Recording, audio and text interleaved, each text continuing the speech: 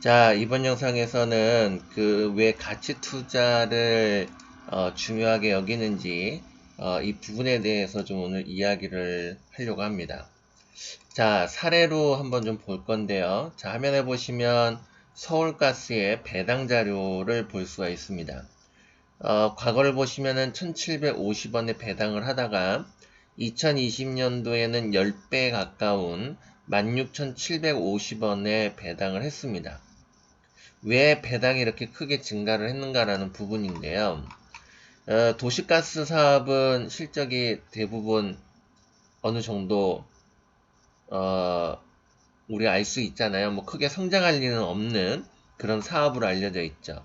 실질적으로 매출을 보더라도 장기간에 걸쳐서 정체되어 있는 모습을 볼 수 있고요. 이익 같은 경우에도 장기적으로 100억대 수준밖에 되지를 않습니다. 그럼에도 불구하고 배당을 크게 인상했던 이유는 바로 단기 순이익이 큰 폭으로 증가했기 때문이죠. 자, 우리가 이제 보통 영업이익보다도 단기 순이익이 높은 기업은 우리가 순자산형 기업이라는 표현을 씁니다. 이거는 자산이 더 많다는 얘기죠. 그래서 이제 그런 구조를 좀 갖추고 있는 상황 속에서 요때에는 자산을 매각해서 차익이 발생이 된 겁니다. 그래서 이제 대폭 증가를 하게 된 것인데요. 자, 우리가 과거에는 의무적으로 자산 재평가를 하게 되어 있다가 이제 기업들이 비용도 많이 들어가고 경영의 비효율성 등등의 요구로 인해서 규제가 완화가 되죠. 그 뒤로부터는 필요에 따라서 상황에 따라서 평가를 하다 보니까 어떤 경우는 시가평가하는 경우도 있고 어떤 경우는 원가 장부상의 어떤 평가를 하는 경우도 있고 뭐 가지각색입니다. 그러다 보니까 기업에 따라서는 예를 들어서 실질 가치가 있는데 장부상 가치가 있겠죠. 그리고 이제 주가가 있을 텐데 어떤 경우는 주가 위에 있는 경우도 있고, 그러니까 실질 가치는 낮은데 주가가 높게 형성되는 경우가 있고, 또 그 반대로 형성되는 경우가 있습니다. 간혹 가다 보시면 그런 얘기 들어보신 적 있을 거예요.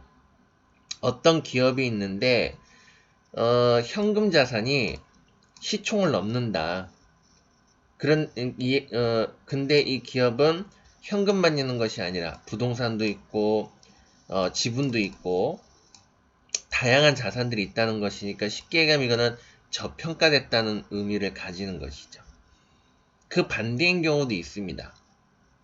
장부상은 높은데 실질적으로 털어보면 빈 껍데기만 있는 그런 기업들도 있습니다. 자, 그래서 가치주들의 특성이 보편적으로 영업이익의 어떤 성장률보다는 상대적으로 자산 가치가 높은 그런 기업들이 보통 가치주로 되는 경우가 있는데요.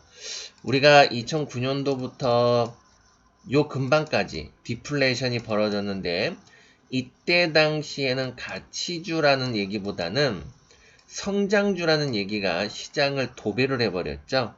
왜 그런가 그러면 지금부터 그 역사를 한번 좀 보도록 하겠습니다. 자, 우리가 2009년도 이전에는요, 인플레이션 시대였죠. 그래서 그때 당시에는 특별이익이라는 그런 이야기들이 많이 나왔습니다. 기업들이 특별이익을 많이 냈거든요. 그게 뭐냐면 이제 지금은 영업의 이익이라는 표현을 쓰지만 그때는 이제 특별이익이라고 표현을 썼습니다. 그래서 현재의 자산을 매입하고 인플레이션이 벌어지니까 시간이 지나면 지날수록 어떻게 되겠어요?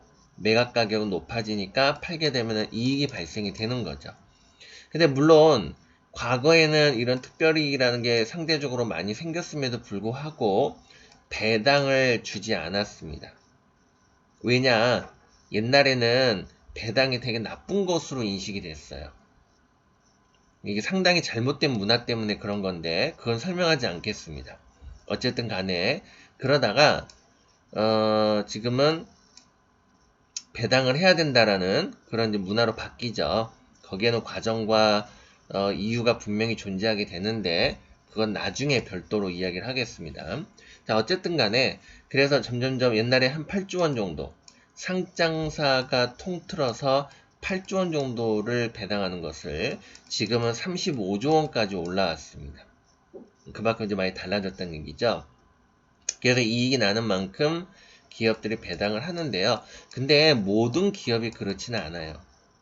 옛날에는 배당을 하면은 되게 나쁜 기업으로 인식을 시켜버렸습니다. 거기에는 분명한 이유가 있었던 건데, 그래서 배당을 많이 하는 기업이 적고, 배당을 안 하는 기업이 많았거든요. 근데 요즘에는 좀 거꾸로 됐죠? 배당을 그래도 합리적으로 하는 기업이 많고, 안 하는 기업이 좀 작습니다. 근데 예를 들어서 이익을 많이 내는데 배당을 안 주는 기업은 분명히 문제가 있다고 봐야 돼요. 나중에 그것도 어떤 문제가 있는지 우리가 배워볼 수 있을 겁니다. 그래서 이제 웬만한 기업들은 이익이 증가하면 두루두루 배당을 확대하는 그런 문화로 바뀌어 왔습니다. 그래서 이런 식으로 이익이 발생이 되면은 우리가 이제 줄 수 있다는 부분인데, 그래서 이제 그때 당시에 인플레이션으로 인해서 이익을 발생을 했죠. 그러다가 디플레이션이 벌어집니다. 디플레이션이 벌어지는데, 디플레이션은 이제 반대잖아요. 자산을 매입했는데 시간이 지나면 가격이 떨어진다. 이런 인식이었을 텐데, 실질적으로 이때 당시에 디플레이션은, 금융자산, 그러니까 이제 지분이잖아요. 지분이라든지 또는 원자재 이런 것만 가격이 떨어졌지, 실질적으로는 부동산 자산은 가격이 올라갔습니다. 올라갔는데요. 실질적으로 이때 당시에 부동산을 매각했던 기업들이 있는데, 참 신기하게도 적자를 보는 아주 기이한 현상이 나타났습니다. 이제 그건 이제 횡령배임이나 또는 뭐 회계 조작이나 이런 경우가 이제 있죠. 그러나 실질적으로는 그래요.